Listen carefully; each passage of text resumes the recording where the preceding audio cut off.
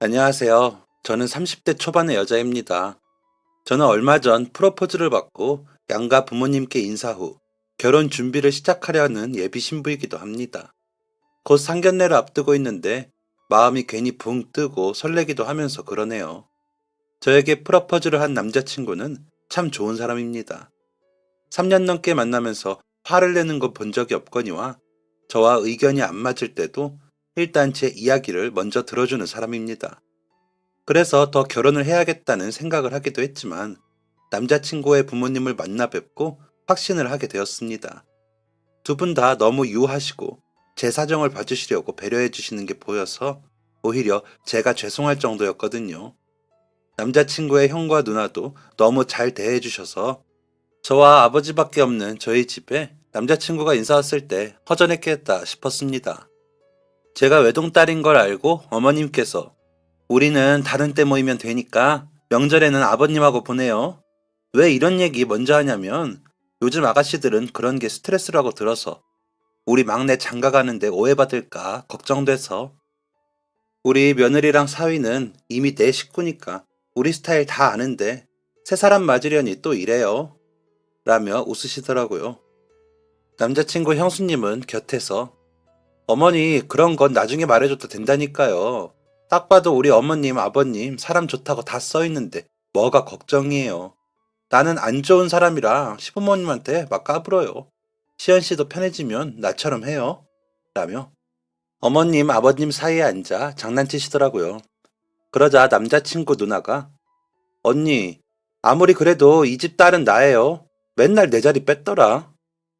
시연 씨, 우리 집이 딸보다 며느리예요. 걱정 안 해도 돼요. 우리 집에서 제일 문제가 막내인데 걔랑 맞으면 됐죠. 라며 웃으시고요. 남자친구 형과 아버님은 그저 허허 웃으시며 여자들의 수다를 바라보시더라고요. 그 모습이 너무 행복하고 화목해 보여 진짜 가족이 되고 싶다는 생각이 들었습니다. 집에서 저를 기다리실 아빠 생각이 마음이 좀 아프기도 하면서요. 하지만 남자친구가 평소에도 저희 아빠와 아버님을 얼른 만나게 해드려서 친해지게 하고 싶다고 했었기에 얼른 그렇게 되기를 바라기도 했습니다. 두 분 다 취미가 낚시이신데 어머님이 따라다니기 힘들다며 얼른 낚시 친구 만들라고 하셨대요. 어머님은 야외 활동을 별로 안 좋아하셔서 낚시가 안 맞는데 아버님이 혼자 가면 심심하다고 같이 가자고 조르셔서 가신다고 하더라고요. 형수님과 매형네 부모님들은 낚시가 아닌 다른 취미가 있으셔서 낚시는 같이 안 가신다고 하더라고요. 대신 1년에 한두 번씩 같이 모이셔서 여행하신다면서요. 이런 집이다 보니 제가 남자친구와 결혼을 하면 아빠도 덜 외롭고 좋으실 것 같아 마음이 더 좋더라고요. 이렇게 좋은 일이 있는데 저희 엄마는 어디 계시냐고요? 병마와 싸우시다 끝내 하늘나라에 먼저 가셨습니다. 제가 뭔가 해드릴 수 있었는데 축하한다는 말만 남기고 떠나실 엄마이기에 아쉬운 마음과 그리운 마음이 큰 상태이긴 하지만 저는 엄마가 저를 축하해주고 계신다고 확신하고 있습니다. 그럴 만한 일이 있기도 하고요. 저희 부모님은 어릴 적부터 사랑 표현을 듬뿍 하면서 저를 기르셨습니다. 두 분이 모두 도배일을 하시느라 바쁘셨을 텐데 항상 저에게 사랑한다는 말을 넘치게 해주셨고 안아주시고 뽀뽀해주시고 잘 때도 꼭 안고 주무실 정도로 하나밖에 없는 딸 물고 빨고 우쭈쭈 하면서 기르셨습니다. 저는 그런 부모님이 너무 좋았습니다. 도배 풀 냄새와 페인트 냄새가 나는 그 품에 안겨서 어리광을 부리던 어린 날의 저는 항상 해벌쭉 웃는 얼굴이었으니까요. 동네 친구들도 저에게 나도 시연이처럼 외동이면 좋겠다. 그럼 저렇게 예쁨 받으면서 살 수 있을 텐데 라면서 볼멘 목소리를 내곤 했습니다. 학교에 등교할 때도 엄마는 가방이 무거울까 들어주셨고 하교할 때는 아빠가 데리러 오셔서는 업어서 데리고 가시기도 했거든요. 그래서인지 저에게 짓궂게 구는 남자아이들도 오래가지 않아 멈추곤 하더라고요. 그렇다고 저에게만 비싸고 좋은 물건들을 사주시고 그런 건 아니셨습니다. 평범하게 이종사촌 언니 옷을 물려입고 꼭 필요한 옷들만 사서 입었죠. 그래도 나름 학교에서 맵시가 좋다는 소리도 듣기도 했고 제가 입은 옷을 따라 입는 친구들도 있었습니다. 제가 엄마를 닮아 어릴 적부터 키가 크고 살집이 없는 체형이라 그런 탓도 있을 테지만 소위 말하는 옷발이 좋아서인지 태가 나는 타입이었거든요. 엄마는 이렇게 예쁜데 새 옷 입으면 더 예쁠 텐데. 미안해. 엄마가 다음엔 꼭 새 옷 사줄게. 라고 하시곤 하셨습니다. 하지만 사촌언니 위로도 여자 형제가 없었고, 사촌언니와 제가 한 살밖에 차이가 나지 않았기 때문에 옷은 깔끔했었기에 저는 불만이 없었습니다. 다행인 건지 언니와 제가 체형도 비슷하고 취향도 비슷한 데다 좋아하는 색도 비슷했기에 더 그랬던 것 같습니다. 그래서 엄마, 옷이 깨끗하기만 하면 됐지. 새 옷이 아예 없는 것도 아니고 하면서 넘기곤 했습니다. 그 덕인지 저는 중고옷이나 구제옷들에 크게 거부감이 없이 컸습니다. 지금 종종 중고로 구입해 입기도 하고 있고요. 아빠는 그런 저에게 우리 딸은 쌀가마니를 걸쳐도 예뻐. 엄마 닮아서 얼마나 다행이냐. 공주님이야, 공주님. 이라며 안아 올려주시며 예뻐해 주셨습니다. 엄마는 그런 저와 아빠를 보며 환하게 웃으셨는데 그 얼굴을 보면 저까지 행복해지곤 했습니다. 정말 기쁜 표정이셨거든요. 엄마는 이모와 시골에서 도시로 상경해 두 분이서 공장 기숙사에서 지내셨다고 하더라고요. 그러다 이모님이 소개를 받기로 하시기로 한 자리에서 엄마가 대신 나가게 되셨다고 하더라고요. 그 자리에서 아빠를 처음 만나게 되셨대요. 아빠는 엄마를 보고 첫눈에 반하셨고 죽자 살자 따라다니셨대요. 할아버지가 도배일을 하시면서 아빠와 고모를 키우셨고 아빠는 할아버지를 도우러 따라다니다가 아예 도배일을 물려받아 하시고 계셨다고 하더라고요. 그 점을 이용해 아빠는 엄마에게 굶어 죽진 않게 해주겠다며 매일 기숙사 앞으로 찾아오셨다고 해요. 그런 아빠를 처음에는 만나주지 않던 엄마는 점점 마음을 여셨고 이모보다 먼저 결혼을 하셨답니다. 외할아버지와 외할머니는 이모가 결혼할 때까지 기다리라고 하셨는데 아빠가 주말마다 내려가서 농사일도 돕고 잔심부름 해가면서 사정을 해 겨우 허락을 받고 먼저 결혼을 하셨다고 하더라고요. 그렇게 결혼을 하면서 엄마는 일을 그만두고 살림을 하셨는데 갑자기 할아버지가 돌아가시면서 아빠 혼자 일을 하시느라 힘들어 하시니까 엄마도 돕는다고 따라가시는 걸 시작으로 두 분이서 같이 하시게 되었다고 하더라고요. 이모는 엄마보다 2해나 늦게 결혼을 하셨는데 뱃속에 사촌언니가 먼저 생겨 결혼을 하셔서 엄마보다 먼저 엄마가 되셨다고 해요. 엄마와 아빠는 아이를 엄청 기다리셨는데 생기지 않았다고 해요. 그러다 이모가 임신하셨다는 소식에 엄마가 너무 셈이 나서 속이 상할 정도셨는데 그 다음 해에 제가 태어난 거죠. 엄마는 그 이야기를 하시면서 엄마가 생전 너희 이모를 부러워하고 샘낸 적이 없었는데 세상에 아기 가진 게 그렇게 부럽고 셈이 나더라. 온전히 축하를 못했어. 속이 아파서. 그랬는데 너가 생기니까 마음이 괜찮더라고. 라며 웃으셨습니다. 저를 안고 이야기하실 때도 있고 얼굴을 맞잡고 하실 때도 있었는데 그때 올려다보던 엄마의 눈 속에 저를 찾아보는 게 좋았습니다. 저를 감싸는 사랑이 더 크게 느껴지는 것 같았거든요. 그래서 엄마에게 사촌언니 태어날 때 이야기를 괜히 묻고는 했습니다. 그럼 엄마는 또 저를 안고 제 눈을 바라보면서 이야기를 해주셨으니까요.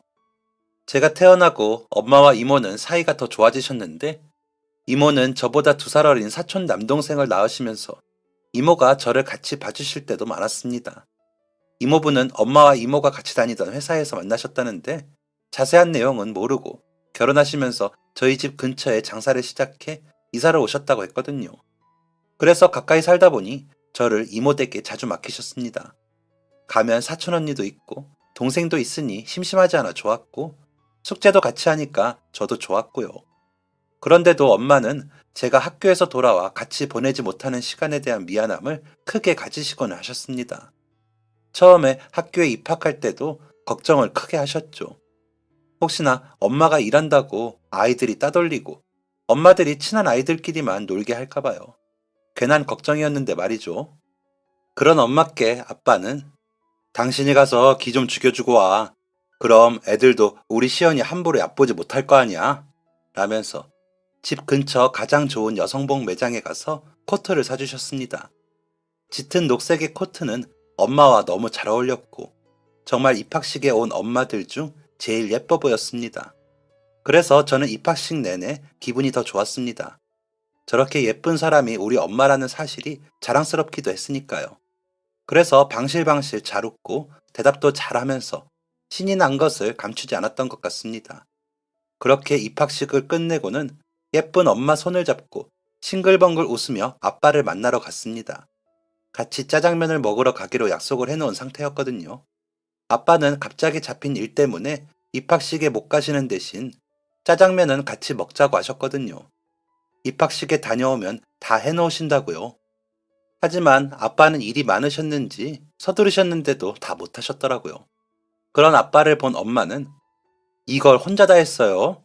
힘들었겠네. 여기만 하면 되죠? 얼른 해요. 내가 도와줄게. 우리 시연이가 엄마 예쁘다고 칭찬을 해줘서 내가 기분이 좋아. 당신이 사준 코트 덕 좀 봐서 내가 인심 쓴다. 라면서 코트를 벗어 저에게 주셨습니다. 잘 안고 있어. 엄마랑 아빠가 얼른 일 끝내고 짜장면 먹으러 가자. 라면서요. 엄마의 당부에 알았다고 씩씩하게 대답을 하면서 받아든 그 예쁜 코트를 저도 입어보고 싶더라고요. 엄마가 입었을 때는 엉덩이 아래까지 덮는 길이었지만 갓 초등학교에 입학한 저에게는 발목까지 오더라고요. 그래도 걸치고 기분 좋게 왔다 갔다 하며 모델처럼 이리저리 걸으며 뽐내듯 다녔습니다. 그러다 코트가 벗겨지며 엉덩이 안쪽에 페인트가 묻었습니다. 엄마 아빠는 일하시느라 그 장면을 못 보셨고 흐릿하게 묻은 페인트는 자세히 보지 않으면 모르겠더라고요. 그래서 저는 은근슬쩍 코트를 다시 입고는 엄마에게 말하지 않았습니다. 처음 입은 코트에 페인트를 묻혔다고 말을 해 엄마의 기분을 해치고 싶지 않았거든요. 그냥 저 혼자 조용히 묻어두면 아무도 모르겠거니 싶었습니다.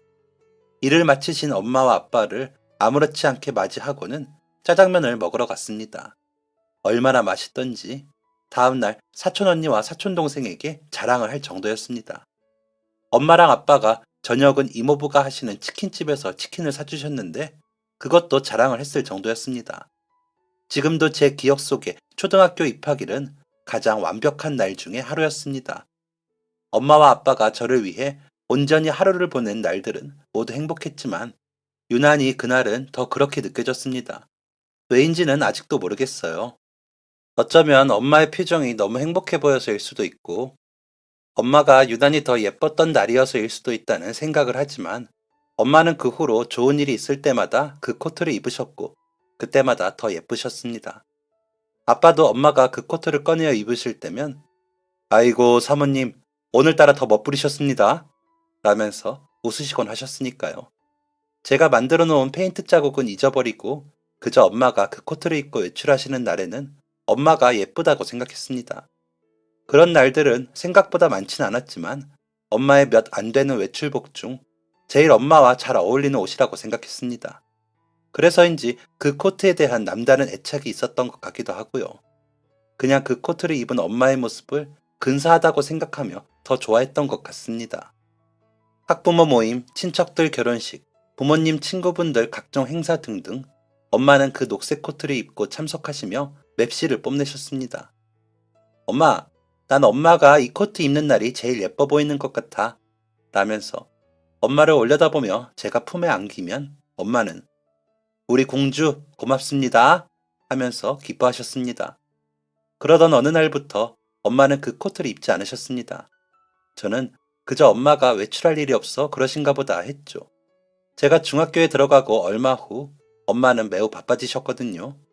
아빠가 사다리에 올라가 일을 하시다가 같이 일하던 다른 아저씨의 실수로 떨어져 허리를 크게 다치셨거든요. 여름방학이 얼마 남지 않은 때였는데 학교에 있다가 연락을 받고 병원으로 달려갔을 때 아빠는 머리에도 크게 반창고를 붙이고 계셨고 허리에도 칭칭 붕대를 감고 계셨습니다.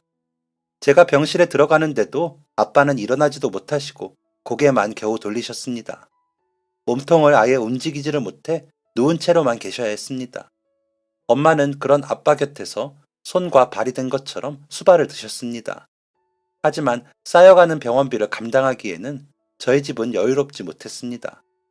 아빠랑 엄마랑 함께 일을 하셔도 겨우 감당을 하며 살던 살림은 아빠가 병원에 계시고 엄마는 수발을 드시는 상황에서 감당하기가 벅차셨을 겁니다. 언제부터인가 집안의 물건들이 작아지고 사라지고 하더라고요. 예를 들면 TV가 작고 낡은 걸로 바뀌었거나 냉장고가 양문형이었다가 작은 크기로 바뀐다거나 하는 식으로요.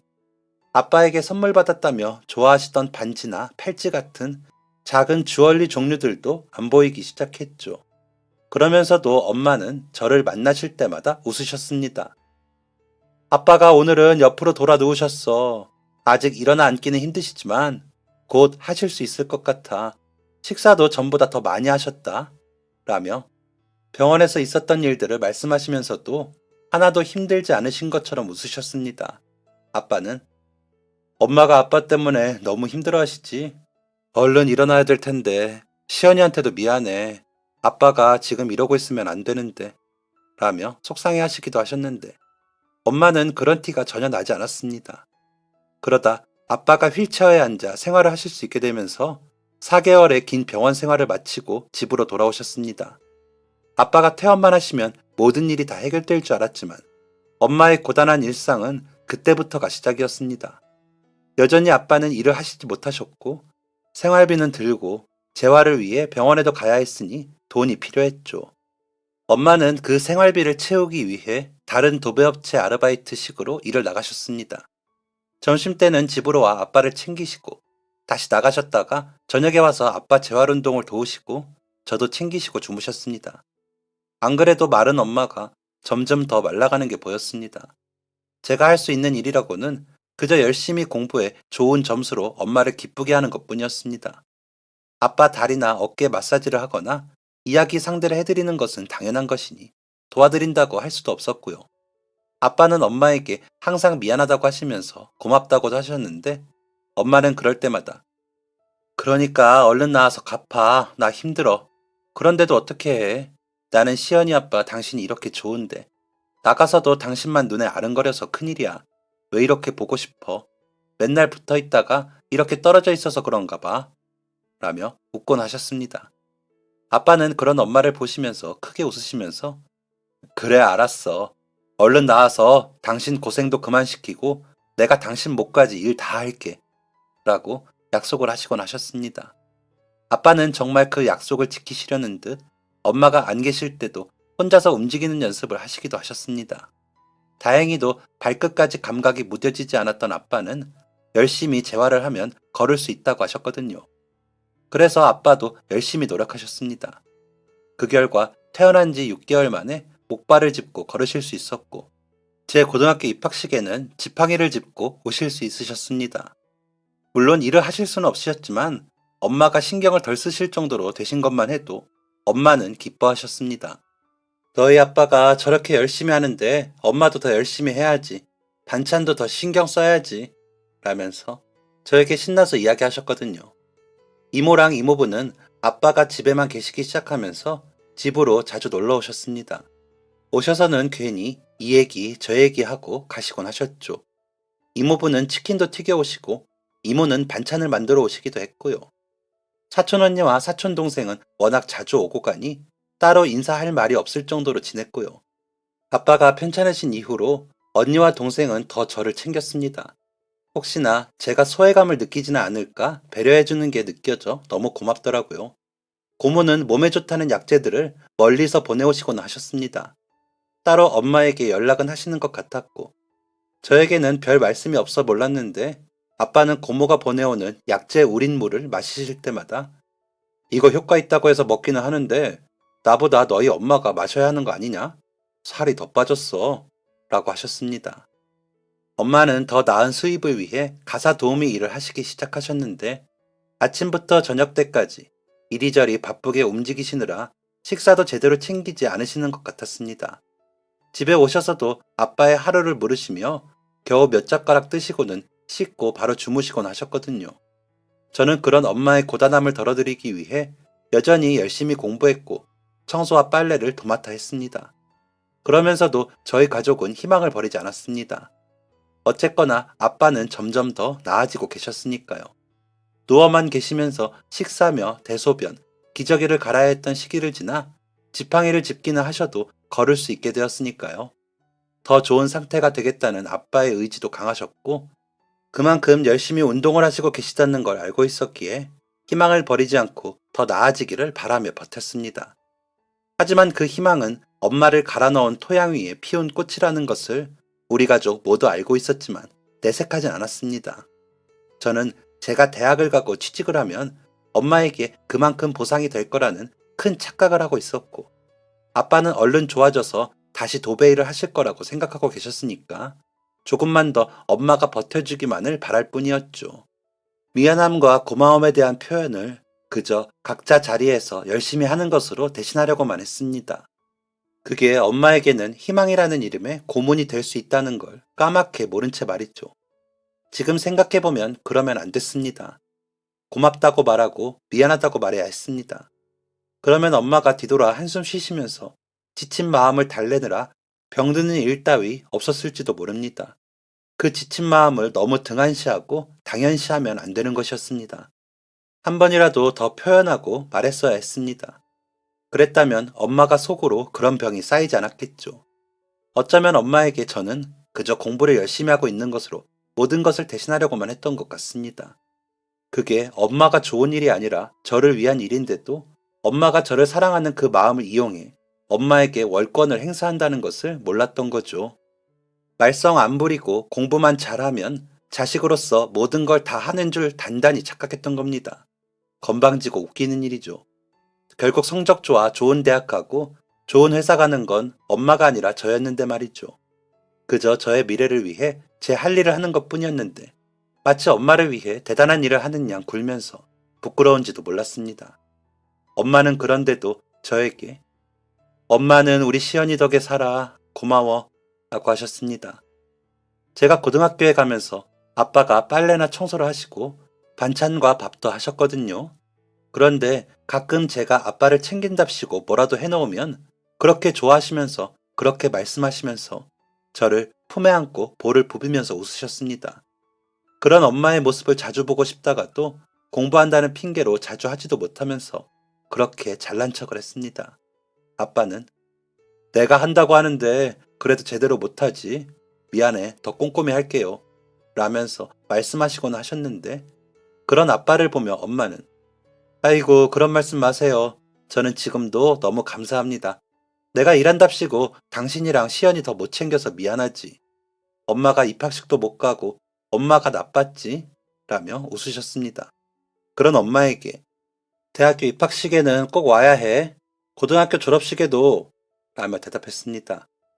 그때는 엄마가 환하게 웃으셔서 엄마가 진짜 너무 행복하신 줄 알았는데 지금 돌이켜보면 너무 철딱서니 없는 딸이었기에 부끄럽고 속상합니다. 저는 열심히 한 만큼 집에서 가까운 서울 상위권 대학에 입학했습니다. 정치 외교학을 전공하며 외교관의 꿈을 꾸기도 했죠. 엄마는 그런 저의 꿈을 지지해 주시면서 엄마는 외국에 한 번도 못 가봤는데 우리 딸은 어디든 다니면서 살아 멋지게 엄마처럼 살지 말고 라면서 축하해 주셨습니다. 저는 대학에 가서도 열심히 공부했습니다. 장학금을 받아야 엄마의 부담을 덜어드릴 수 있으니까요. 과외 알바를 하기도 했고 문서 번역 알바도 틈나는 대로 했습니다. 승무원이 꿈이던 사촌 언니는 영어 공부를 위해 어학 연수도 다녀오고 했지만 저는 그럴 엄두도 못 냈죠. 그때는 그게 되게 큰 희생인 줄 알았는데 엄마의 희생에 비하면 아무것도 아니었다는 걸 생각도 못했습니다. 그렇게 저는 3학년까지 올라가며 내내 성적 장학금을 받았고 모두들 제가 외교관이 되기 위한 공부를 시작하기 위해 준비를 할 거라고 생각했습니다. 4학년에 올라가면서 저 역시도 그렇게 생각하고 준비를 하기 위해 이런저런 정보들을 모으기도 했고요. 하지만 저는 이내 일반 기업에 취업 준비를 시작할 수밖에 없었습니다. 돈이 필요해졌거든요. 아빠는 여전히 지팡이를 짚고 다니셨지만 전보다 더 걷고 움직이시는 것이 부드러워지셨습니다. 아빠는 재활을 꾸준히 하시면서도 더 이상 벌이가 없이 사실 수 없다면서 작은 로또방을 시작하셨습니다. 장애 등급을 인정받으면 차릴 수 있다면서 여기저기 알아보시더라고요. 엄마가 열심히 일해 모은 돈으로 크지는 않지만 작은 로또방을 차리실 수 있게 되어 아빠는 이모부 가게 근처에서 장사를 시작하셨습니다. 엄마는 너무 기뻐하시면서 어휴, 우리 남편이 이제 돈 버니까 나도 더 열심히 해야겠네 라고 하셨습니다. 그러면서 정말 더 열심히 일하셨습니다. 아빠가 아프시면서 지은 빚도 거의 다 갚았다며 너무 좋다고 하셨습니다. 집안의 물건들을 내다 팔고 작은 걸로 바꾸면서도 생활은 빠듯했겠죠. 당연히 아빠 수술비와 재활치료비가 적은 돈이 들어가는 게 아니었을 테니까요. 그래서 어쩔 수 없이 도배 매장도 급하게 내놓고 할아버지가 사시던 집도 팔고 해보셨지만 모자라셨겠죠. 저도 학교에 보내시려면요. 생각해보면 아빠가 병원에 입원해 계실 때도 저는 어렵다, 어렵다는 말을 하긴 했지만 단 한 번도 부족하게 학교에 다녀본 적이 없습니다. 필요한 만큼 교재도 사서 공부했고 학원도 다닐 만큼 다녔고요. 그 모든 걸 엄마가 병간호하면서 어떻게 다 감당을 하시나요? 당연히 대출도 받고 하셨겠죠. 엄마는 정말 최선을 다하셨죠. 그런데도 엄마는 집에 빚이 있는 걸 마음 아파하시고 미안해 하셨습니다. 그렇게 아침부터 저녁까지 일만 하시면서 아빠와 저에게는 너무 고맙다. 덕분에 내가 산다. 내가 무슨 복이 있어 이런 남편과 딸을 만나 다른 거 신경 안 쓰고 일만 하는지 모르겠다. 나만 속 편한 것 같아 미안하다. 라며 말씀하시곤 하셨거든요. 사실 모든 건 다 엄마 덕분이었는데 저는 엄마가 그렇게 이야기해 주시는 걸 들으며 으쓱거리기만 했습니다. 철딱서니 없이 잘난 척만 한 거죠. 아니 어쩌면 나밖에 모르는 바보 주제에 잘난 척 한 걸 수도 있겠습니다. 저는 그걸 대학교 4학년이 돼서야 알았습니다. 과외 알바를 끝내고 공부를 하기 위해 가면서 커피를 사려고 줄을 섰는데 전화가 울렸습니다. 아빠더군요. 원래 제가 집에 도착하기 전까지 문자는 자주 하셔도 전화는 잘 안 하시는데 전화가 와 약간 놀란 상태로 전화를 받긴 했습니다. 시연아, 지금 너희 학교 병원으로 올래? 엄마가 집에 들어왔는데 코피가 많이 나고 피를 많이 토해서 지금 병원에 와 있거든. 엄마는 검사한다고 여기저기 다니는데 아빠가 혼자 있기가 좀 힘들어서 라고 하시는데 금방 갈게요 라고 대답하고 얼른 병원으로 향했습니다. 응급실 입구에는 아빠가 머리를 감싸고 앉아 계시더군요. 곁에 둔 지팡이가 아니었다면 아빠를 찾을 수 없었을 정도로 구겨지듯 계신 아빠를 보니 괜히 눈물부터 났습니다. 엄마는? 이라고 물으며 제가 곁에 가서 앉으니 그제야 아빠는 고개를 드셨습니다. 그러더니 엄마는 지금 계속 검사해. 엄마가 너무 힘들었나 봐. 아빠 잘못이지 뭐. 이제 조금 편해지나 싶었는데 라고 말을 하셨습니다. 그 말을 하는 내내 겨우 울음을 참는 아빠를 보고 있자니 저 또한 눈물이 맺혔습니다. 엄마의 몸이 나빠질 거라는 것은 왜 생각도 하지 못했을까요? 그렇게 말은 엄마가 소화가 안 된다면서 식사를 겨우 몇 숟가락 하시는 걸 보았으면서 왜 엄마는 괜찮을 거라고 생각했을까요? 왜 엄마는 내가 열심히 하고 있으니 다 좋을 거라고 착각을 했을까요? 엄마는 그저 다 괜찮은 줄로만 알았던 어리석은 제가 정말 미웠습니다. 바로 입원실로 입원을 한 엄마는 몇 가지 검사를 더 받으셨습니다. 엄마는 혈액 검사를 받은 후에도 정밀 검사가 더 필요하다며 MRI, CT 같은 드라마에서 보던 검사들을 받아야 하셨습니다. 엄마는 정신을 잃지는 않으셨기에 괜찮아. 진짜 그동안 하나도 안 아팠어. 아팠으면 먼저 병원에 왔지. 그냥 너무 피곤해서 그런 거야. 검사비 아깝게. 라고 하시는데 엄마 좀 지금 그런 말이 나와? 하라는 검사 다 해. 나 돈 있어. 라면서 화를 냈습니다. 엄마에게 화가 난 게 아니었는데요. 엄마는 그런 저를 보며 웃으셨지만 이내 표정이 굳어지시더라고요. 아마 걱정도 되셨을 테고 화를 내는 제게 서운도 하셨겠죠. 그때도 그냥 좋게 웃으면서 말을 했어야 했는데 그러지 않은 게 지금까지도 마음이 아플 줄은 몰랐습니다. 검사 결과 엄마는 위암이라는 병을 진단받으셨습니다. 아마도 불규칙한 식사와 일에 쫓겨 헐레벌떡 먹는 습관이 여러 위장 장애를 일으켰을 거라고 짐작을 할 뿐이었습니다. 외할머니가 살아생전에 잘 체하셔서 그저 유전이라고 체질이라고만 알았는데 그게 아니었던 거죠. 이미 3기이고 전이가 의심되어 수술을 시도하고 항암 치료를 받아야 한다는 의사 선생님 말씀이 귀에 들어오지 않고 진료실을 맴돌았습니다. 아빠는 엄마의 손을 잡고 고개를 응급실 대기실에서보다 더 숙이셨고 저는 멍하니 그런 엄마와 아빠, 의사 선생님을 바라볼 뿐이었습니다. 일단 수술 날짜를 잡고 퇴원을 하기로 했습니다. 집에 돌아온 엄마는 바쁘셨습니다. 일하던 곳에 사정을 말을 하고 대타를 구해줘야 했고 여기저기 보험사에 암 진단받은 것을 문의하고 진단비와 수술비를 수령하는 것을 알아보시고 여러 서류를 꺼내 저와 아빠가 보기 편하게 정리를 하시는데 정신없으시더라고요. 아빠에게는 보험 증서와 통장, 공과금 처리를 어떻게 하는지 알려주시면서 나 수술하고 있으면 당신이 수고 좀 해줘요. 내가 누워서 할 수가 없어서 그래요. 라며 웃으시는데 그조차도 힘들어 보였습니다. 그제야 그게 보이더라고요. 엄마가 웃는 것조차 지쳐 있었다는 것이요. 저에게는 엄마가 예전에 생활이 어려워서 결혼반지랑 장신구를 다 팔았지 뭐니. 그때는 한 푼이 아쉬워서 팔았는데 이럴 줄 알았으면 결혼반지라도 둘걸. 시연이 물려줄게. 라면서 웃으시더라고요. 그러시더니 병원에 가시기 위해 옷을 챙기시는데 옷장이 휑하더라고요. 정말 일하실 때 옷 말고는 없는 그 옷장을 보는데 눈물이 핑 돌았습니다. 엄마, 옷 좀 사야겠다. 이게 뭐야? 입을 만한 게 하나도 없네. 엄마, 전에 왜 아빠가 비싸게 사줬던 그 코트는 어쨌어? 그거 엄마한테 잘 어울렸는데. 라고 물으며 괜히 엄마 옷장을 뒤적거렸습니다. 그거 진짜 예뻤는데. 옷감도 도톰하고 좋은 옷이어서 비싸게 팔았지. 그때 구제옷집에 돈 될 만한 옷은 다 팔았어. 그 돈도 아쉬워서. 라면서 엄마는 또 웃으시더니 아휴, 그런 얘기는 그만하자. 엄마도 이제 다 나으면 옷도 사 입고 장신구도 사고 할 거야.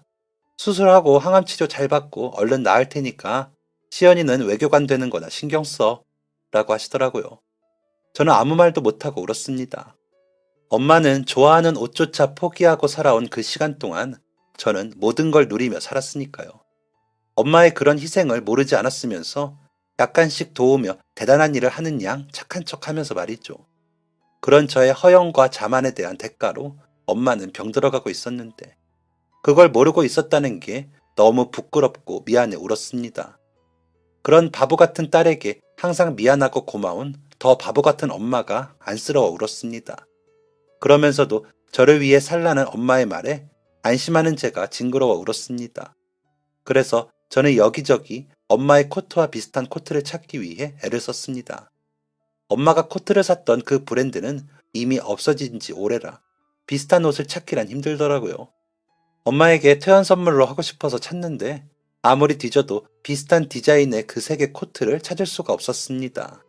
그러면서 저는 취업 준비를 하기 시작했습니다. 엄마에게 조금이라도 도움이 되고 싶어서요. 수술을 하시고 항암을 받으시면서 생활비 걱정 없이 편하게 지내게 하려면 제가 안정적인 수입이 있어야겠더라고요.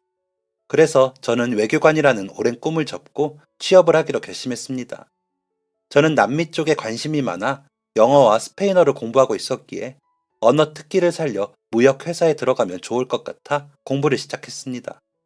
엄마는 그런 사실을 모르신 채로 수술을 받으셨습니다. 그저 본인은 얼른 나아서 저의 미래를 위해 다시 일하실 생각만 하셨죠. 저는 엄마를 위해 틈나는 대로 코트를 찾았지만 비슷한 디자인도 찾지 못했습니다. 그리고 운이 좋게도 몇 군데 지원을 하지 않았는데 저는 취업에 성공을 했습니다. 아빠는 기특하다 하셨지만 미안해 하셨습니다.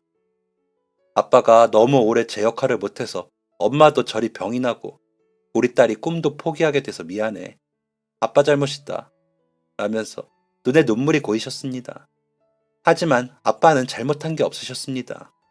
열심히 일하시다 사고를 당하신 거고 그럼에도 불구하고 한순간도 방만하지 않고 재활에 힘쓰신 결과 혼자 거동하시고 로또방도 하시면서 엄마 병수발을 드셨으니까요. 엄마랑 아빠는 본인들의 일상과 삶이 달라졌지만 저는 일상과 삶이 하나도 달라지지 않았는데 저에게 미안하다고 하시는 부모님의 모습에서 눈물이 났습니다. 오히려 저만 더 나은 방향으로 삶이 좋아졌는데도 부모님은 제가 많은 걸 포기했다고 생각하시는 게 너무 죄스럽더라고요. 그래서 아빠, 엄마랑 아빠가 고생해주신 덕분에 내가 이만큼 잘 컸어. 이제 내 덕 좀 봐요. 뭘 잘못했고 뭐가 미안해. 나 하나 키우느라 엄마 아빠 다 골병 들었는데 내가 미안하고 고맙지. 라고 대답하면서 저도 모르게 주룩주룩 눈물을 흘리고 말았습니다. 아빠는 그런 저를 안고 등을 두드려 주시면서 우리 딸 아니었으면 엄마랑 아빠랑 어떻게 버텼겠니? 그러니까 이번에도 엄마한테 우리 시연이가 힘 좀 많이 줘. 그럼 엄마가 기운나서 얼른 일어날 거야. 라고 하시더라고요. 그런 아빠를 껴안고 한참을 울었던 것 같습니다. 사실 엄마의 수술 결과가 좋지 못했거든요. 게다가 암덩어리가 크기도 컸고 주변으로 전이가 되어 수술을 받았지만 완벽히 제거가 되지도 않았고 2차까지 받은 항암 치료 결과도 그다지 희망적이지 않았습니다. 하지만 엄마는 마치 아무 일도 없는 듯이 치료를 받으셨고 뜨개질도 하시고 그림도 그리셨습니다. 그러면서 제가 취업에 성공한 것도 굉장히 반기시더라고요. 장하다. 그 큰 회사에 어떻게 들어갔어? 대단해 우리 딸. 이라며 환하게 웃으셨습니다. 그런 엄마가 너무 아파 보였습니다. 그래서 엄마를 위해 뭐라도 하고 싶어 코트 찾기를 계속했습니다. 엄마에게 그 코트를 다시 입게 하면 엄마가 처음 그 코트를 입고 제 입학식에서처럼 건강하고 예쁘게 돌아갈 것 같다는 생각도 했고요. 그렇게 열심히 코트를 찾는 걸 본 사촌 언니가 차라리 중고 거래하는 사이트에 그 브랜드 코트 찾는다고 하면서 찾아봐. 그러면 아예 똑같은 모양의 코트를 살 수 있을 수도 있잖아. 중고라도 차라리 그게 안 낫겠어. 라고 하더라고요. 듣고 보니 그 말이 맞아 언니의 말대로 그 브랜드를 검색했더니 중고 거래에 많이 올라와 있더라고요. 그래서 이리저리 살피고 있는데 정말 엄마의 코트와 똑같은 코트가 판매되고 있었습니다. 떨리는 마음을 붙잡고 상세 모습을 보려고 사진을 보다가 저는 그만 엉엉 울어버리고 말았습니다. 그 옷이더라고요. 저희 엄마가 입던 옷이요. 엉덩이 안쪽에 묻은 페인트 자국 사진을 찍어 전에 구제 매장에서 구입할 때부터 있었는데 세탁해도 안 지워지더라고요. 입는 데는 아무 이상 없습니다. 라는 설명을 덧붙여 놓았더라고요. 제가 묻혀놓은 그대로였습니다.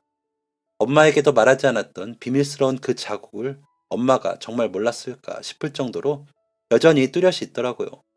바로 그분께 연락을 드려 저에게 꼭 파시라고 부탁을 드렸습니다. 그분은 페인트 자국 때문인지 안 팔려서 가지고 계셨다면서 저에게 파시겠다고 하시더라고요. 그래서 2시간 거리를 가 코트를 샀습니다. 집으로 돌아오면서 바로 세탁소에 맡기고 엄마에게 보여드릴 생각에 콧노래까지는 아는데 이모가 이모부 가게에서 뛰어나오다 절 보시고는 시연아, 엄마가 하면서 우셨습니다. 이모의 얼굴을 보는데 느낌이 오더라고요. 엄마는 제가 세탁소에 가던 그때 정신을 잃고 쓰러지셨고 몸이 불편한 아빠가 혼자 엄마를 추스르지 못해 이모에게 연락을 하셨다고 하더라고요. 제가 늦는다고 했었거든요. 이모와 집으로 달려가 보니 아빠는 구급차를 부르고 벌벌 떨고 계셨습니다. 엄마는 정신을 잃고 계셨지만 숨은 쉬고 계셨고요. 엄마를 들것에 싣고 구급대원들이 내려가고 아빠와 저는 같이 구급차에 탔습니다. 산소 호흡기를 하고 CPR을 하는 구급대원이 환자분 정신 드세요? 구급차 아니에요. 다니시던 병원으로 이송 중입니다. 라고 하시더라고요. 엄마는 저와 아빠를 찾으셨습니다.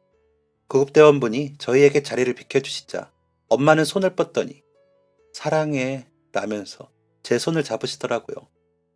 엄마 나도 사랑해 그러니까 라는데 심정지 신호음이 들리더군요. 구급대원분이 다시 한번 CPR을 시도하시는데 병원에 도착했고 엄마는 정신없이 응급실로 실려 들어가셨습니다. 의사 선생님과 간호사 선생님들이 분주히 움직이셨지만 엄마는 깨어나지 못하셨고 먼저 하늘나라에 가시고 말았습니다.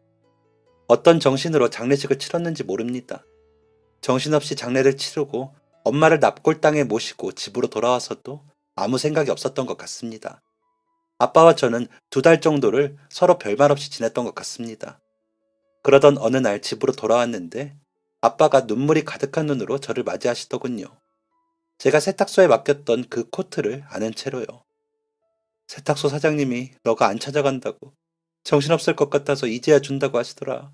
엄마가 봤으면 참 좋아했을 텐데. 라며 우는 아빠를 끌어안고 저도 정신없이 울었던 것 같습니다. 마치 엄마와 셋이 끌어안는 것처럼 코트까지 끌어안고 울었습니다. 그리고 저는 그 후로 중요한 미팅이나 회의가 있을 때 꼭 그 코트를 입었습니다. 엄마가 지켜주시고 응원해주시는 것 같아 일이 잘 되더라고요. 코트를 못 입는 계절엔 엄마가 뜨개실로 떠놓으신 컵받침을 가지고 가고요. 남자친구 소개받던 날도 그 코트를 입었습니다. 곧 다가오는 상견례에도 그 코트를 입을 예정입니다. 그럼 아빠, 엄마, 제가 같이 가는 기분일 것 같아서요.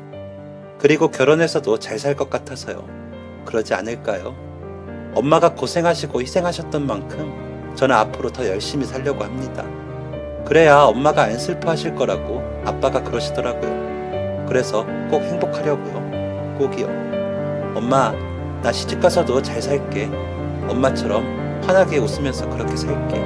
지켜봐줘. 지금까지 사연 들어주셔서 감사합니다. 사연이 재밌으셨다면 구독과 좋아요를 눌러주세요. 감사합니다. 안녕히 계세요.